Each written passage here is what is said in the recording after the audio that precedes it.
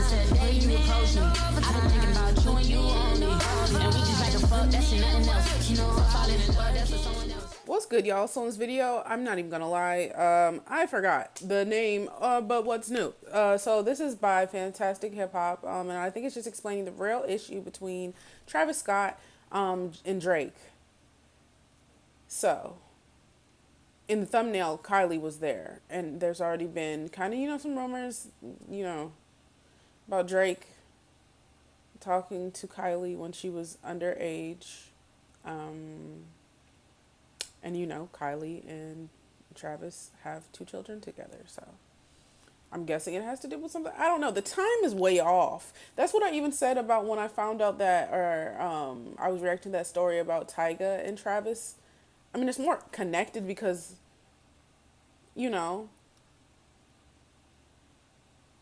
they were both with her, like, publicly, but the time, like, she was grown in one of the situations and a child in the other. So I don't know. Anyways, let's get into it. They absolutely hate Drake. One rapper Everyone that hates quietly Drake. despises Drake is somebody who isn't just a superstar themselves, but that has released some of the biggest hit songs the genre has seen Wasn't Drake on his last album?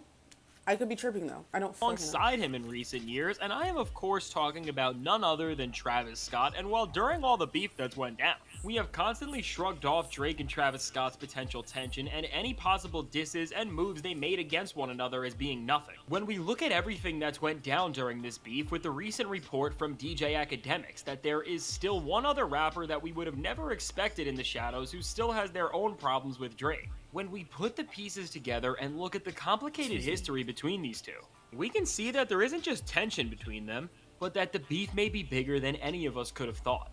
Now, while Drake and Travis Scott not being as friendly as we have thought may seem shocking at first glance because of what seems like their constant support of one another and the way they have made so many hit songs together, when we look beyond their biggest moments, you start to see that things get more complicated than that. But when it comes to understanding this, we don't need to look any further to figure out where they stand right now than the timeline of this most recent all-out beef in rap music, which while we are going to remember in the history books for what Kendrick Lamar pulled off. Hold on, I just wanted to look at that picture that they had. What the fuck? All right, Michael Jackson on the. This is a crazy ass picture, bro. Low-key doesn't even fucking make sense. Why is that Rap music, which while we are going to remember in the history books for what Kendrick Lamar pulled off, was still all initiated by Future and Metro Boomin with their album that was designed in its very nature to position some of the biggest stars in the rap game against Drake. Who y'all think? And I'm sick of people being like, oh, all of them just jumped on him for no reason. Bro, y'all listen to For All the Dogs and see how many shots Drake has took at a bunch of people on an entire album.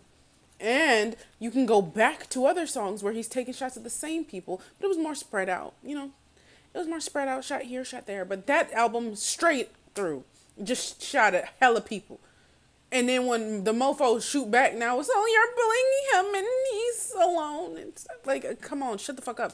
I wonder who could beat, of this day and age, who could beat Kendrick? No one.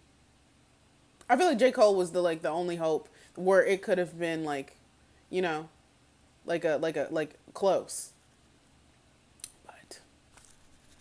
We Don't Trust You, and with this project, from Kendrick Lamar to Rick Ross, these artists came into this album to not just call out Drake like Kendrick did, but also stand alongside their fellow industry heavyweights and show the world that Drake may not be the guy we have thought he is, and featured on this album right alongside rappers who have released full-on diss tracks about Drake, and at that, who was featured not once but twice on the album was Travis Scott. And while if this was all the evidence out there, this would not be enough to determine that things between Travis and Drake have went sour. He wanted to play like that of March on the damn 17th shit at Rolling Loud, California. What went down on the main stage that night tells us everything that we need to know.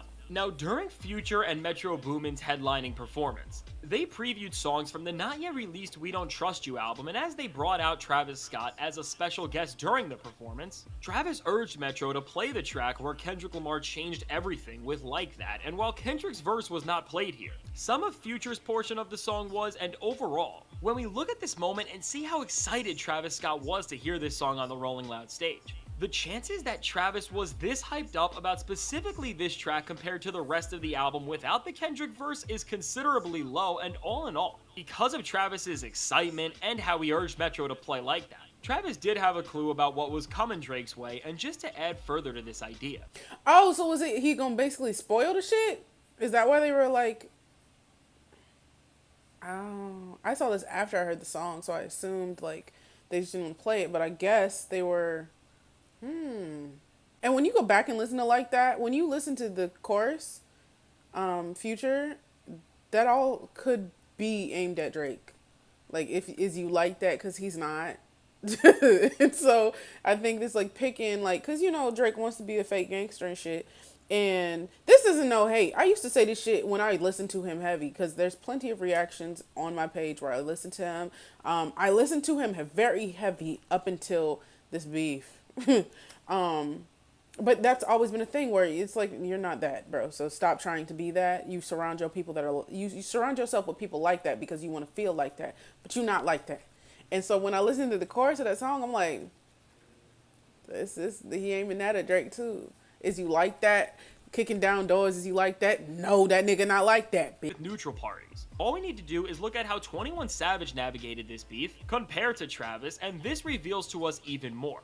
Now, throughout the height of where 21 Savage's closest collaborators in the industry in both Drake and Metro Boomin were feuding, he spoke about the feud multiple times to let everyone know that both of them are his brothers, and that he is still close with them, and as 21 and Metro have still alluded to the fact recently that they have been in the studio together, and even that they are working on the highly anticipated Savage Mode 3. We know that 21 is tapped in with Metro, and throughout the times where the two have collabed, whether it was for 21's album this year, American Dream, or for anything upcoming they have, just putting the pieces that are right in front of us together when it comes to their close working relationship. It's safe to say that 21 must have known that Future and Metro were going to use their collab album to finally declare their disdain for Drake after so many subliminal back and forths.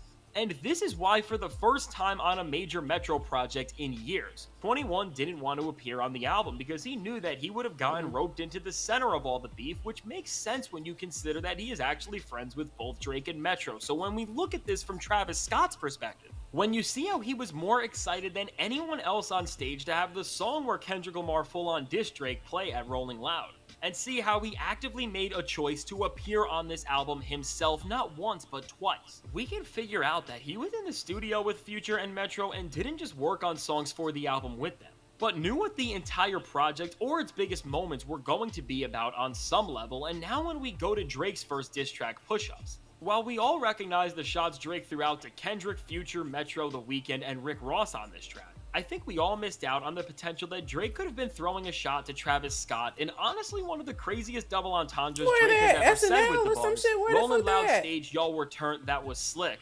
It'll probably change if your BMs start to kiss and tell. And now with this line, on the surface, Drake is definitely calling out Future and wanted us to think this, as the whole kiss and tell part of the bar references the mother of one of Future's kids in Ciara and her 2015 hit song of the same name. But when you look at this line further in context of what went down on that Rolling Loud... I thought he was talking about Travis the whole time. I'm not gonna lie, I didn't even know that was anywhere directed at Future. So, good job, Drake. Double entendre.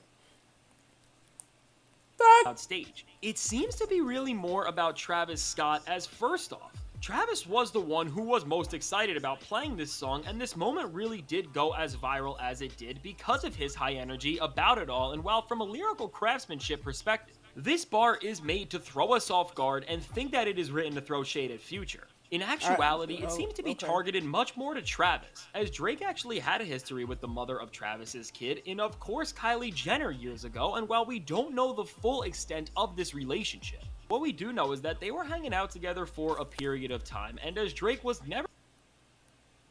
Won't she a kid? Very close to my age. I am 25. What is she, 26? So let's say she was 17. Let's say she was 18. That makes Drake 30?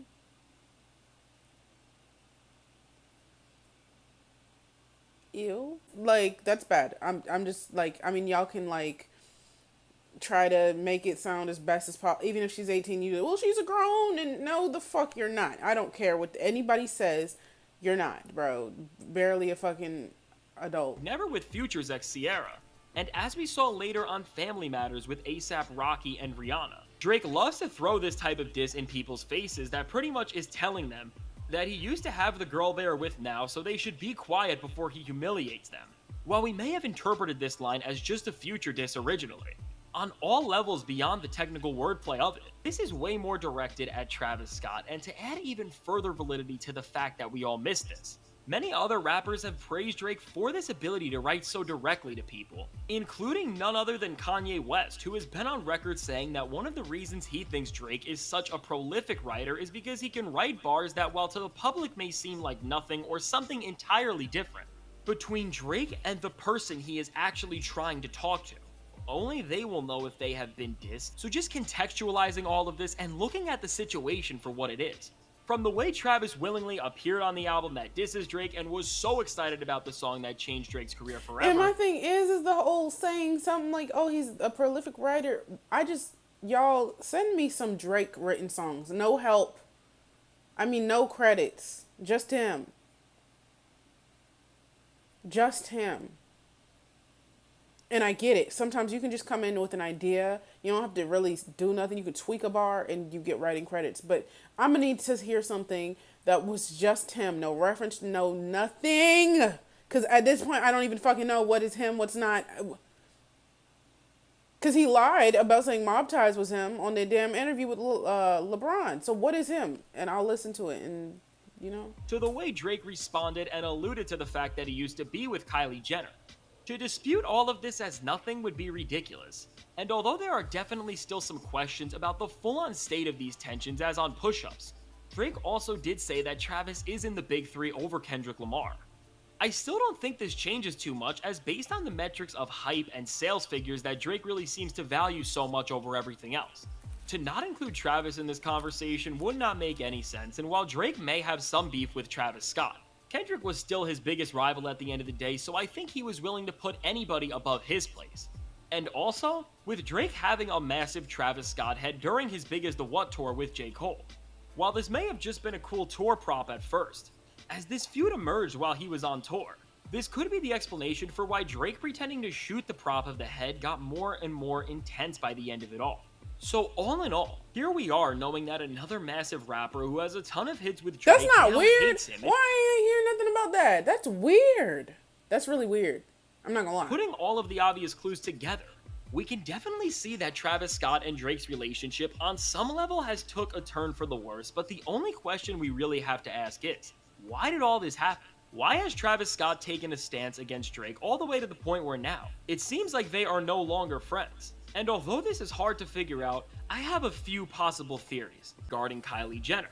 As who knows what Drake's up to these days, and with him being viewed as a snake to so many other rappers for trying to steal their girls. Maybe Travis found something out, or he's just getting mad about their past relationship now, and recently as we saw Travis have an altercation with Tyga, who also used to date Kylie Jenner, the behavior of Travis having animosity against people who used to be with his ex-girlfriend does line up in some sense.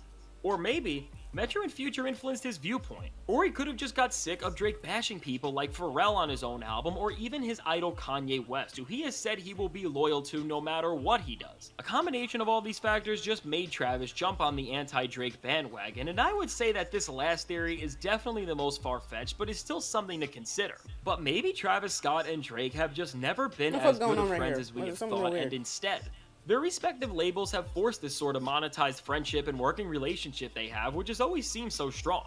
Now, while this is definitely out there, when we look at the fact alone that Drake sent in his verse for both Sicko Mode and Meltdown to Travis just hours before both Astroworld and Utopia were released, and at that, both of these verses also dissed people that Travis is friends with, like in Sicko Mode's case, Kanye West, and Meltdown's Pharrell Williams. Maybe Travis is disgruntled by Drake, and by quietly moving against him right now, is trying to sever this seemingly industry-mandated friendship, which when you look at all this, and just see how strange their relationship is when you look— I wonder, he's wrapping up, so I'm probably going to end it here, but I wonder how the people like Pharrell felt about that, if he's saying that Pharrell and Travis Scott had a close relationship. I don't know if Pharrell thought or felt having somebody he thought had a close relationship with him, and then a diss.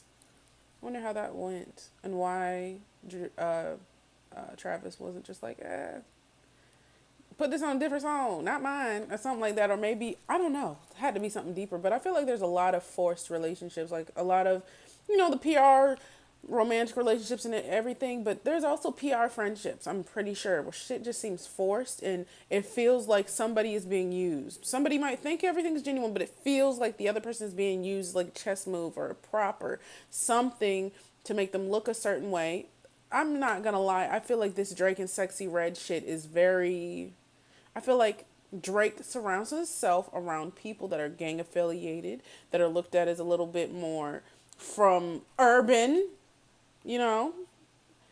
so that he can somehow look like he's from that, or he's just gravitating to people like this because that's what he is or something. In actuality, it does the exact opposite. It makes him stand out so much more from them because it just doesn't seem very genuine to me. It seems like maybe he might like these people, but it feels like to me they're being used, and usually it's newer artists. And so they're probably not even thinking about it like that. Like, oh my God, Drake is my friend. And I don't know, like, so probably like that. So yeah, I don't know. But maybe Travis was just like getting sick of like the little things he was doing, little things he was seeing, and was just like, ugh, bro. And then just when he found an opportunity to stand by people dissing him, he was like, I'm taking it, bitch. So, and that line in Push Ups, I thought it was about Travis the whole time. I'm not gonna lie, I didn't even know there was a different meaning to it. So I guess we'll see. But anyways, y'all like, comment, subscribe, follow me on Instagram, follow me on TikTok. I'll see y'all in the next one.